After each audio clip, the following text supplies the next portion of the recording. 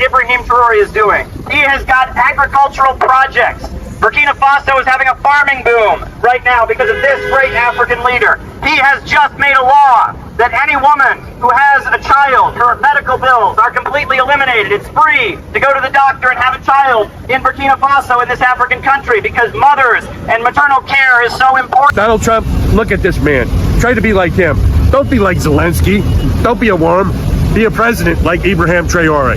The forces that are trying to overthrow Ibrahim Traoré are the same forces that keep Americans poor. We want a prosperous America, not one that is so focused on maintaining the global economic system that our own citizens live in poverty. The date was June 26th, 2025.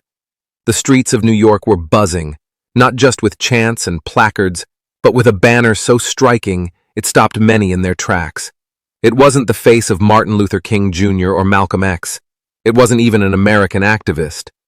It was the piercing eyes of Captain Ibrahim Traoré, a young military officer turned interim president from a land thousands of miles away, Burkina Faso. In the midst of a U.S. protest against systemic oppression, inequality, and foreign exploitation, his image stood tall under the words, "Hands off Africa." Why Traoré? Why now? This viral banner was no accident. It symbolized a growing shift in global consciousness, especially among young Black and African diasporas who are tired of puppet leaders, foreign control, and a future stolen by systems they never built. Across TikTok, Instagram, and YouTube, the clip of the banner sparked fire. People weren't just asking, "Who is he?" They were asking, "Why don't we have leaders like this here?" Born in 1988, Captain Ibrahim Traoré didn't grow up with the dream of fame or political power. He was a soldier, a patriotic officer who joined the military to serve. But in 2022, the winds of destiny changed. Burkina Faso had suffered from years of political instability, corruption, foreign interference, and a jihadist insurgency that displaced thousands. The people were tired. Traoré, then just 34, led a popular coup d'état, promising to restore security, dignity, and independence to his people. He didn't promise miracles.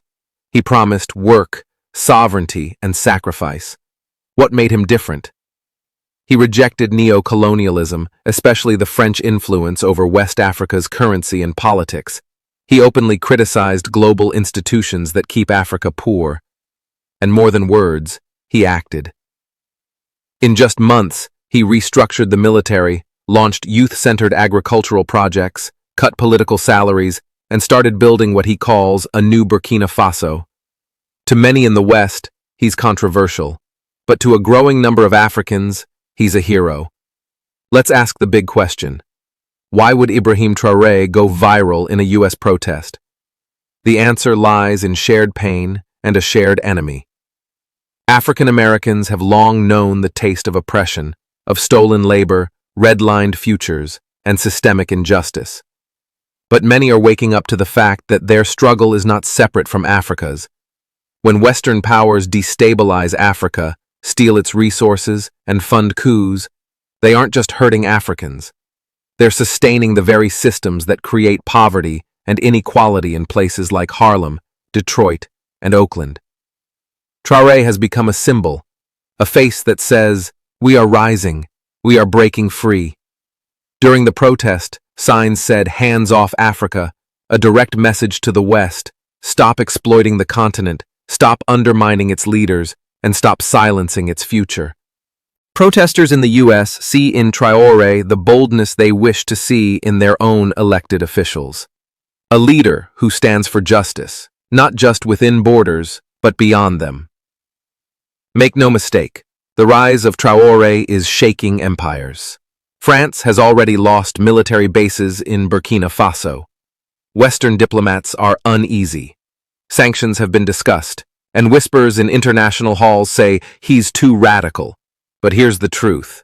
They're scared because he's popular, not just in Burkina Faso, but in Niger, Mali, Guinea, Chad, Ghana, Nigeria, and now apparently America. When African leaders start rejecting foreign currencies like the CFA franc, forming regional alliances like the AES bloc, and promoting homegrown economies, it threatens the economic grip that has kept the continent in chains for decades. And when young people start chanting his name in Western protests, that's a nightmare for the old order. This isn't just about Traoré, it's about a movement. And the US protests show this movement is no longer just African, it's global. The image of Traoré at a US protest is more than a viral moment. It's a signal of black unity reawakening across continents. From the cries of Pan-African leaders like Thomas Sankara and Kwame Nkrumah to the chants of the civil rights movement in America, this connection has always existed. But for years, it was silenced. Now, it's rising again. The youth are connecting dots. They're learning history, they're questioning everything, and they're turning leaders like Traoré into symbols of hope and resistance.